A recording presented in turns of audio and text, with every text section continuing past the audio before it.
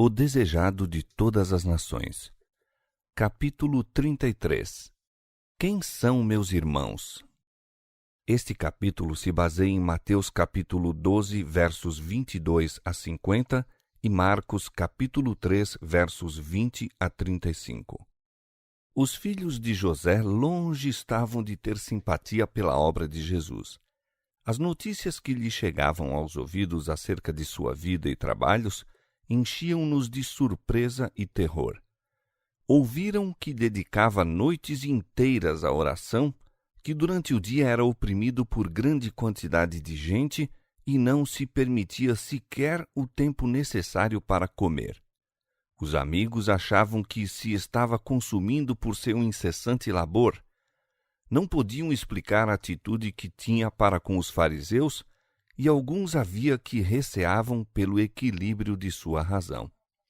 Isso chegou aos ouvidos de seus irmãos, bem como a acusação dos fariseus de que ele expulsava demônios pelo poder de Satanás.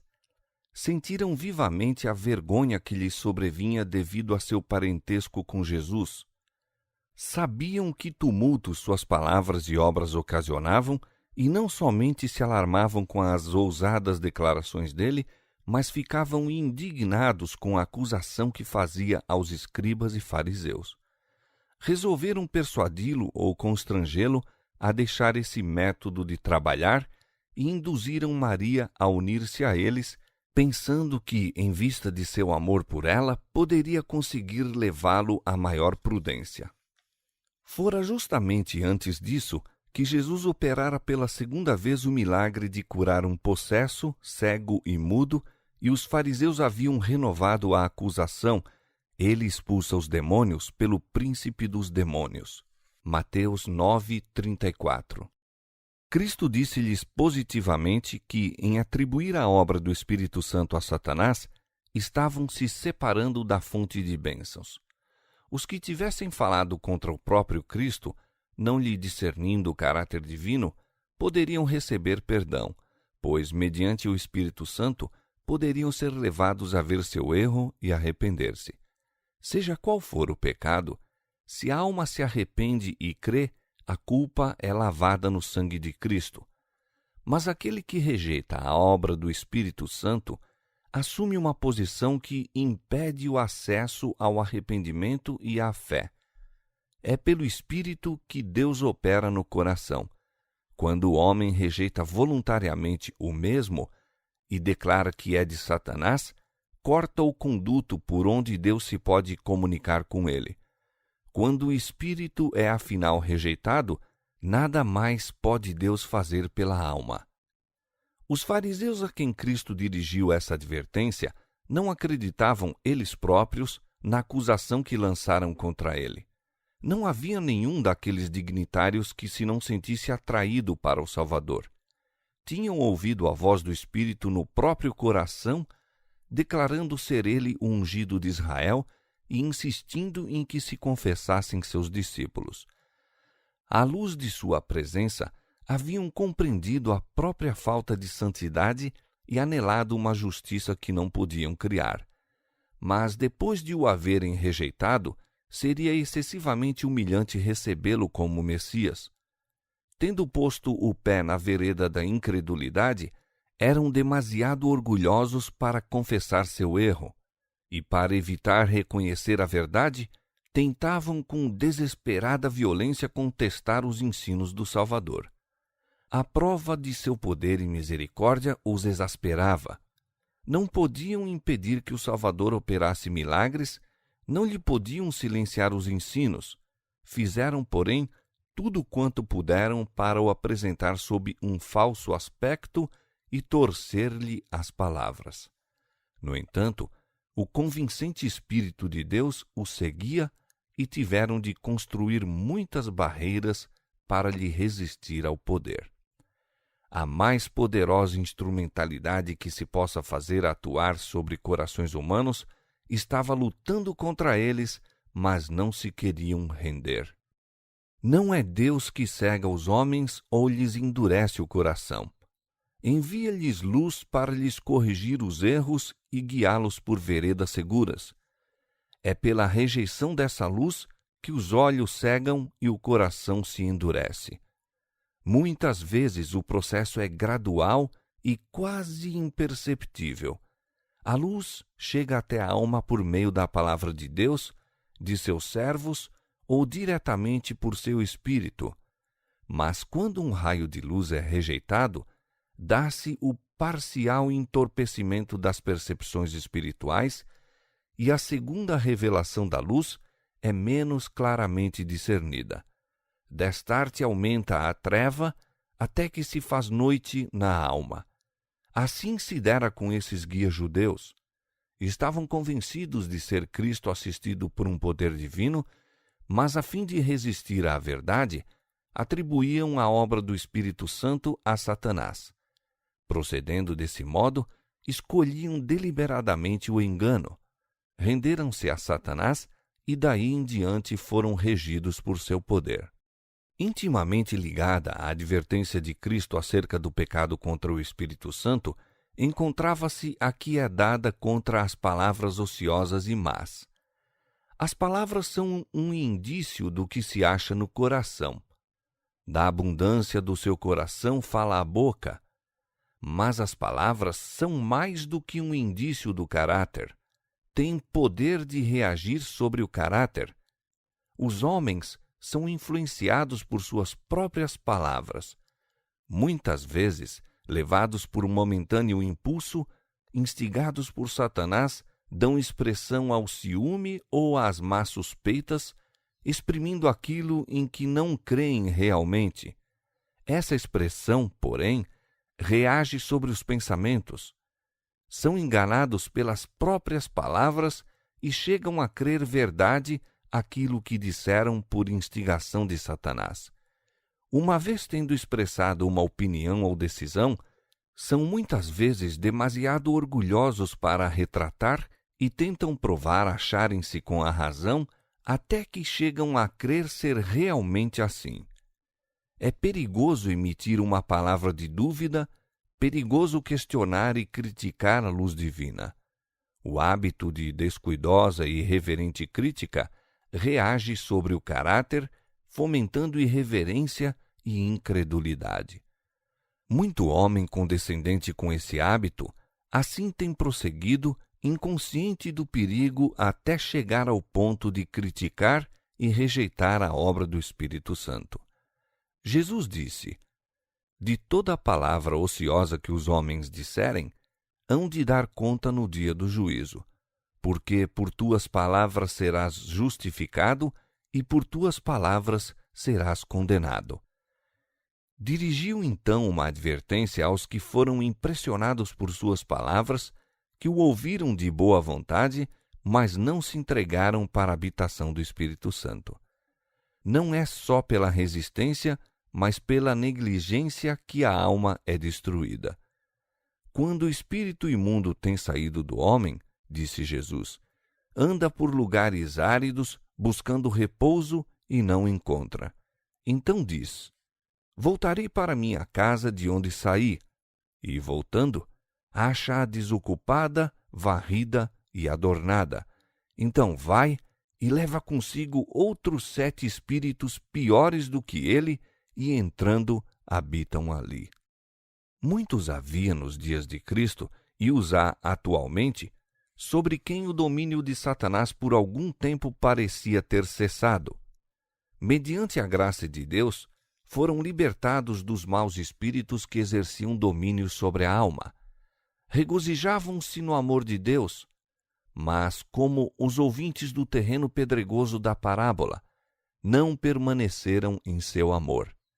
Não se entregaram diariamente a Deus para que Cristo habitasse no coração.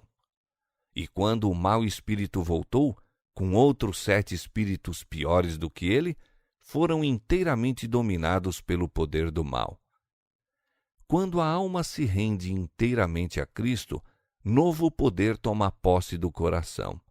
Opera-se uma mudança que o homem não pode absolutamente operar por si mesmo. É uma obra sobrenatural, introduzindo um sobrenatural elemento na natureza humana.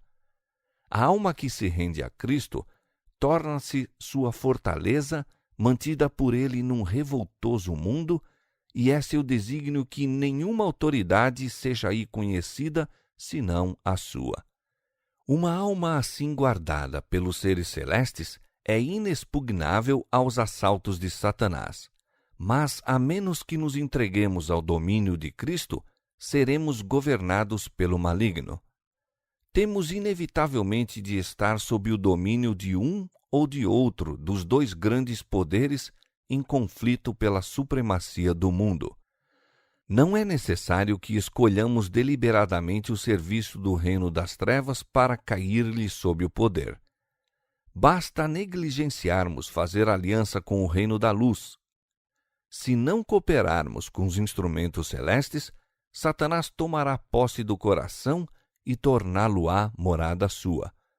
A única defesa contra o mal é Cristo habitar no coração mediante a fé em sua justiça. A menos que nos unamos vitalmente a Deus, nunca poderemos resistir aos não santificados efeitos do amor próprio, da condescendência com nós mesmos e da tentação para pecar. Podemos deixar muitos hábitos maus, podemos por tempo separar-nos de Satanás, mas, sem uma ligação vital com Deus, pela entrega de nós mesmos a Ele, momento a momento, seremos vencidos. Sem conhecimento pessoal com Cristo e constante comunhão, achamo-nos à mercê do inimigo e havemos, afinal, de fazer-lhe a vontade. E o último estado desse homem é pior do que o primeiro. Assim, disse Jesus, acontecerá também a esta geração má. Ninguém há tão endurecido como os que desdenharam o convite da misericórdia e menosprezaram o Espírito da graça. A mais comum manifestação do pecado contra o Espírito Santo é o desprezar persistentemente o convite do céu para se arrepender. Todo passo na rejeição de Cristo é um passo no sentido de rejeitar a salvação e para o pecado contra o Espírito Santo. Rejeitando a Cristo, o povo judeu cometeu o pecado imperdoável e, recusando o convite da misericórdia, podemos cometer o mesmo erro.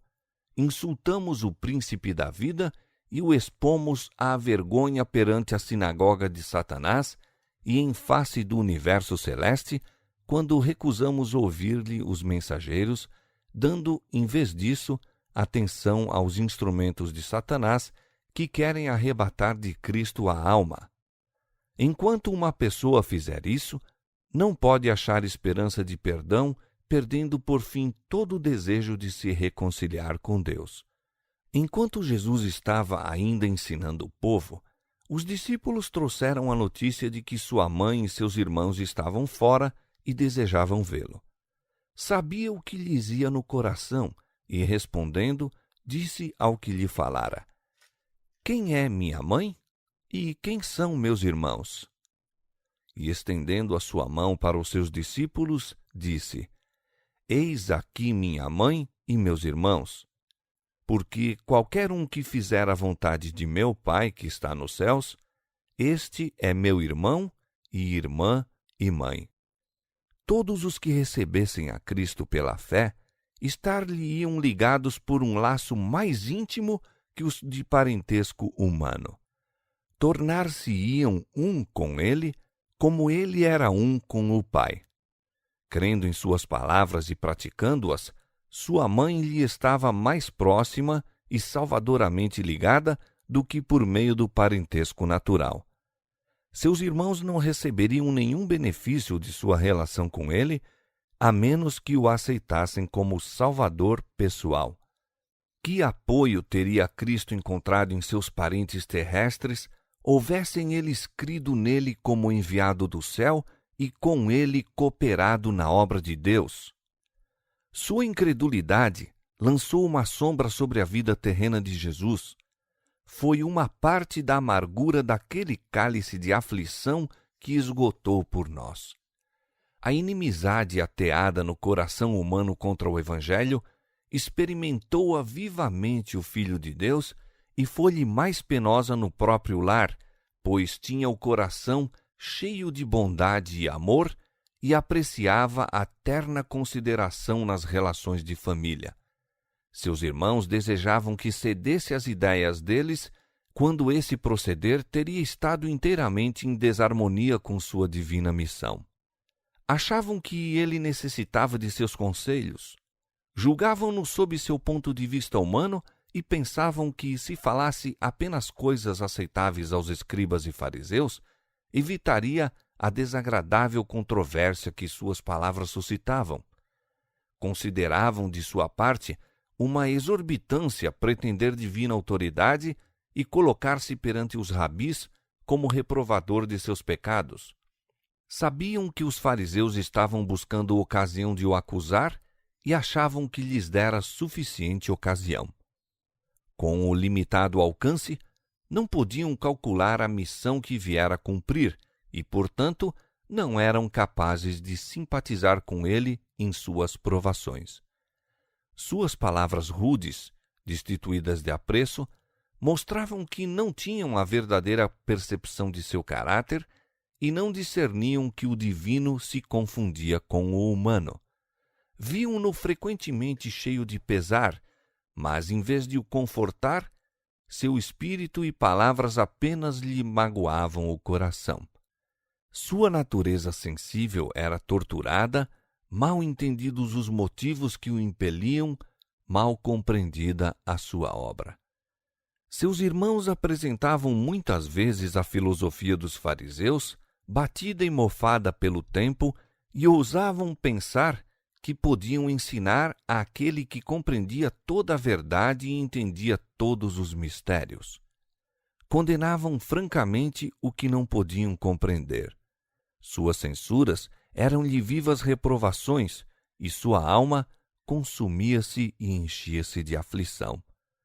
Professavam fé em Deus e o julgavam estar reivindicando quando o tinham ao próprio lado em carne e não o conheciam. Estas coisas tornaram espinhosa a vereda que Jesus devia trilhar. Tão penosos lhe eram os mal-entendidos no próprio lar, que experimentou alívio em ir para onde os mesmos não existiam. Um lar havia que ele gostava de visitar, o de Lázaro, Maria e Marta, pois na atmosfera de fé e amor seu espírito tinha repouso. Ninguém, entretanto, havia no mundo capaz de compreender-lhe a divina missão ou saber a responsabilidade que sobre ele pesava pelo bem da humanidade. Muitas vezes, só, podia encontrar lenitivo em isolar-se e comungar com seu Pai Celestial. Os que são chamados a sofrer por amor de Cristo, que têm de suportar injustos conceitos e desconfianças, mesmo no próprio seio da família, podem encontrar conforto no pensamento de haver Jesus sofrido o mesmo. Ele é tocado de compaixão por eles, convida-os a serem seus companheiros e a buscar alívio onde ele próprio o encontrava, na comunhão com o Pai. Os que aceitam a Cristo como seu Salvador pessoal não são deixados órfãos, suportando sozinhos as provações da vida. Ele os recebe como membros da família celeste. Pede-lhes que chamem Pai ao seu próprio Pai. São seus pequeninos, caros ao coração de Deus, a ele ligados por ternos e indissolúveis laços. Tem por eles inexcedível ternura, sobrepujando tanto a que nosso pai e nossa mãe sentiam por nós mesmos em nosso desamparo com o divino ultrapassa o humano.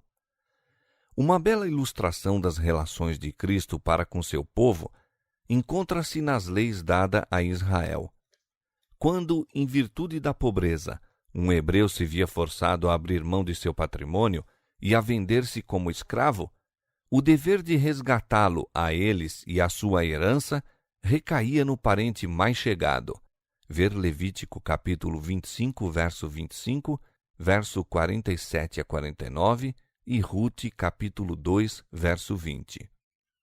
Assim, a obra de nos redimir a nós e a nossa herança, perdida por causa do pecado, recaiu sobre aquele que nos é parente chegado.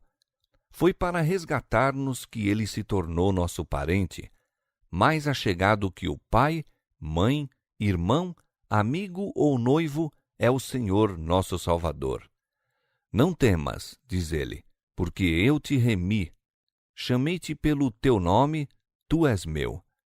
Desde que tu te fizeste digno de honra diante de meus olhos e glorioso, eu te amei, e te entregarei os homens por ti e os povos pela tua vida. Isaías capítulo 43, versos 1 e 4. Cristo ama os seres celestiais que lhe circundam o trono. Mas quem explicará o grande amor que nos tem amado? Não o podemos compreender, mas podemos sabê-lo real em nossa própria vida. E se mantemos para com ele relações de parentesco, com que ternura devemos olhar os que são irmãos e irmãs de nosso Senhor? Não devemos estar prontos a reconhecer as responsabilidades de nosso divino parentesco? Adotados na família de Deus, não devemos honrar a nosso pai e nossos parentes?